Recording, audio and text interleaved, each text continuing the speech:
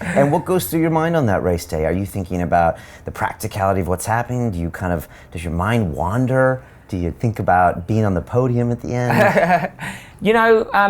On the whole, I like to, you actually have to think quite a lot within the race, because as the race is going, there are lots of things you need to do. In the swim, you need to make sure you're swimming in a straight line, you're following the right person, your goggles aren't leaking. Then towards the end of the swim, you're kind of, well, where's my bike? Okay, here, and all of a sudden that's the first hour gone. Then once you're on the bike, you need to make sure you've got your nutrition strategy right, your water bottle hasn't jumped off going over a speed bump, your pacing's right. You can't ride, this is another thing, you can't ride too close to the person in front. So, and we call them draft busters on motorbikes, so you have to make sure you're not too close to someone. But if you're too far, someone's going to overtake you, and then if everyone does that, you're just going backwards, and so there are lots of things. So I'm very much focused on the process, not the goal. But in saying that, of course, the wine wonder. You're having a good race,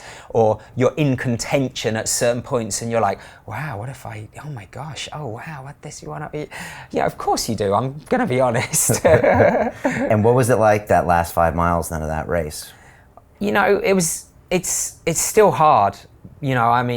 I guess arguably I won the race by over 20 minutes, so I had the race sewn up. But you've done so much that I would rather race scared than race, hey, I'm the man, I'm the king. That's, for me, that's just, so you're still thinking, don't cramp, don't go too quick, because you don't want to make sure, I'm still sticking to my strategy of my energy gels, my water,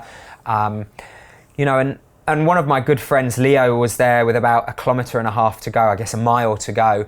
And he's like, you're going to do it. You're so close. It's awesome. And when you've been racing for best part of 7.5 hours, it's like, you're going to do it. You're really close. Does that mean I'm like 10 seconds above the world record, or a minute or 2 minutes? And so I'm like, wow, I can't really enjoy this too much. Or I can enjoy it, but I still had to, you couldn't start kissing the guns and high-fiving everyone and so forth. And I remember turning into the home straight thinking, and the clock that has the finishing time was facing away from me. So when they take a picture of everyone crossing the line, it's got their time.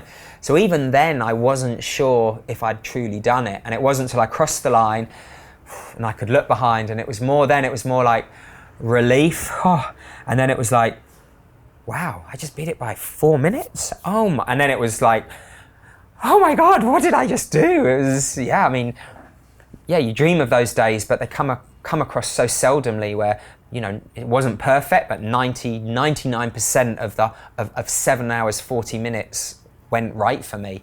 And you can have days like that, but it's a tough course, and you can go 20 minutes slower, but it's just as good as performance. So I was lucky I had that performance with fantastic weather conditions on a fast course.